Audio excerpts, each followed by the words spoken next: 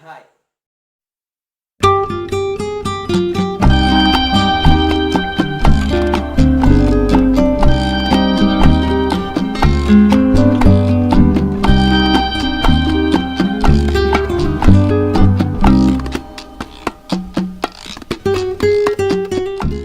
Dul, pada kesempatan kali ini kita akan bahas mengenai pengelolaan wilayah perbatasan. Perbatasan pasti tertinggal, terisolir, miskin. Ngapain coba kita bahas tentang perbatasan? Sayangnya, itu paradigma lama. Namanya inward looking. Kabar baiknya, pemerintah kita telah menerapkan paradigma baru dalam pengelolaan wilayah perbatasan. Dan namanya adalah Outward looking.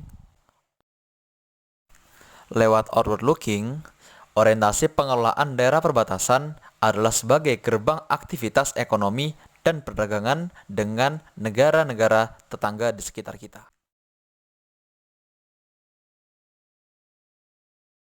Perubahan paradigma ini membuat citra kawasan perbatasan yang dulunya merupakan kawasan yang senantiasa tertinggal, terisolir, masyarakat yang kesejahteraannya rendah, akses stabilitasnya kurang, terutama akses pada pusat pemerintahan, kepada daerah maju, hingga pada akses pelayanan publik, menjadi sebuah daerah yang mana menjadi terasnya sebuah negara, halaman depannya negara, yang bisa dijadikan etalase kebanggaan di hadapan bangsa lain.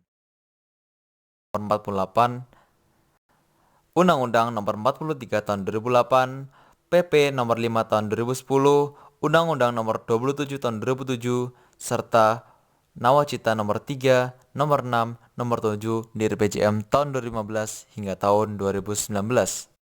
Untuk pendekatannya, perbatasan Indonesia menggunakan pendekatan kesejahteraan, keamanan, dan lingkungan, serta kombinasi dari ketiganya. Dalam model pengelolaannya, Indonesia mengadopsi dari teori growth pool atau teori pusat pertumbuhan.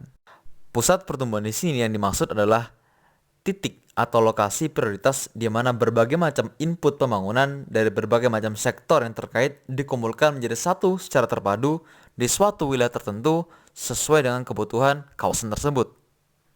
Harapannya, dengan adanya growth pool atau pusat pertumbuhan bisa memacu pertumbuhan wilayah-wilayah di sekitarnya untuk menghidupkan kota-kota di sekitarnya. Kota-kota tersebut diharapkan menjadi kota satelit yang mampu menopang berdirinya growth pool itu sendiri. Di Indonesia, growth pool dikenal sebagai LOKPRI atau lokasi prioritas. Indonesia setidaknya memiliki 26 lokasi prioritas yang tergabung dalam kawasan yang bernama Pusat Kegiatan Strategi Nasional atau PKSN yang terdapat di 9 perbatasan di Indonesia. Salah satu contoh lokasi prioritas atau LOKPRI di Indonesia adalah Sabang, Paloaruk, Tahuna, Merauke, Atamabuah, Endikong, serta Nangabadau. Kali ini kita akan mengambil kasus contoh di Kalimantan. Kalimantan memiliki 10 LOKPRI atau lokasi prioritas daerahnya. Kalimantan juga berbatasan langsung dengan negara Malaysia di kawasan Kalimantan Barat dan Kalimantan Utara. Harapannya dengan hadirnya 10 LOKPRI ini diharapkan mampu menjadi pelaju perkembangan daerah perbatasan yang di Kalimantan, di mana daerah perbatasan di sana sering dipandang sebelah mata oleh masyarakat di Indonesia. Pengelolaan Kalimantan berprinsip pada kesejahteraan, keamanan, serta lingkungan, serta kombinasi dari ketiganya. Untuk mengejar ketertinggalan, pembangunan di wilayah Kalimantan di wilayah perbatasannya kian ramai digalakan. Sebagai contoh, salah satu bentuknya adalah dibangunnya jalan perbatasan Indonesia-Malaysia sepanjang 1920 km. Yang kedua, seperti perbaikan pos bangunan lintas negara di Entikong maupun di Nangabadau.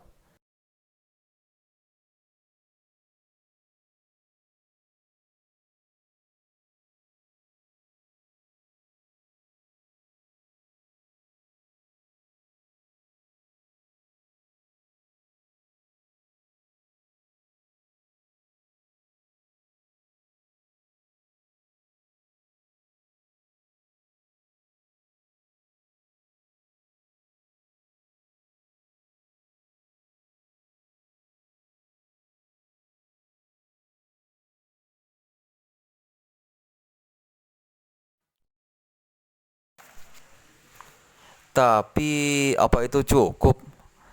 Akses masyarakat pedalaman yang di perbatasan langsung masih susah. Infrastruktur dan kebutuhan masyarakat tak semua tercukupi. Bahkan mereka justru bergantung ke negara sebelah. Sinyal komunikasi juga susah. Pendidikan, hal apa lagi? Kedaulatan nasionalisme masyarakat masih terancam loh.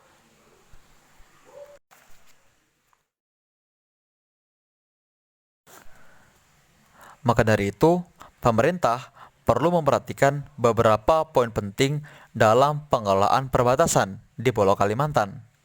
Yaitu yang pertama, mengedepankan prinsip pemerataan di seluruh wilayah perbatasan. Melaksanakan pembangunan sesuai kebutuhan masyarakat serta prioritas kawasan perbatasan tersebut. Dan poin penting terakhir adalah membangun dari bawah atau dari masyarakat. Oke, sekian dari saya. Terima kasih bagi teman-teman yang sudah menonton. Assalamualaikum warahmatullahi wabarakatuh.